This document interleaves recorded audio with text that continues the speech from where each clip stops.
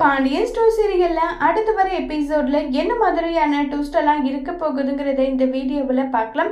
கோமதியை வந்து லாக்அப்ல வச்சிருக்காங்க. இதனால கோமதி வந்து அழுதுகிட்டே எனக்கு இப்படி ஒரு நிலைமையான்னு சொல்லிட்டு ஃபீல் பண்ணி கதறி அழுதுட்டு இருக்காங்க. திடீர்னு போயிட்டு விசாரிக்கலான்னு சொல்லிட்டு இன்ஸ்பெக்டர் லாக்அப் உள்ள போனா கோமதி அங்க மயங்கிட்டு இருக்காங்க. இதை பார்த்ததும் எல்லாருக்குமே பதட்டமாயிடுது. இன்ஸ்பெக்டர் இங்க வாங்க, இன்ஸ்பெக்டர் இங்க பாருங்க, இவங்க இப்படி இருக்காங்கன்னு சொல்லிட்டு பதறினதும் உடனே பாண்டியனுக்கு ஒரு மாதிரி ஆயிடுது. பாண்டியன் வந்து என்னாச்சு, கோமதிக்கு ஒரு வேலை ஏதாவது ஆயிடுச்சா, அதனாலதான் இவங்க பதறி போறாங்களன்னு சொல்லிட்டு மேடம் என்னுடைய பொண்டாட்டிக்கு ஏதாவது ஆயிடுச்சா சொல்லுங்க.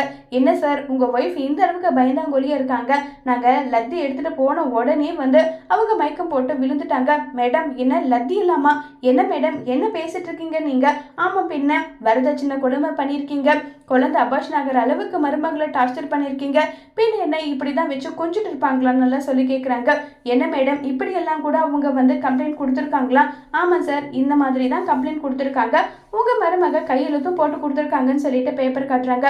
மேடம் உங்களை கையெழுத்து கும்பிட்டு கேட்குறேன், கோமதி தயவு செஞ்சு ஹாஸ்பிட்டல் அட்மிட் பண்ணி அவளுக்கு என்னாச்சுன்னு பாருங்க மேடம் ப்ளீஸ் மேடம் சொல்லிட்டு பாண்டியன் கோமதியை நினைச்சு ரொம்பவே வருத்தத்துல இருக்காங்க. இப்ப இதுக்கு மேலேயும் பொறுமையா இருந்து எதுவும் சாதிக்க போறது கிடையாது, முதல்ல ஏதாவது ஒரு முடிவு எடுத்தே ஆகணும்னு சொல்லிட்டு சரவணன் முடிவு பண்றாங்க. இப்ப சரவணன் என்ன முடிவு எடுக்க போறாங்கிறத வரப்போற எபிசோட்ல வெயிட் பண்ணி பார்க்கலாம். தேங்க்யூ.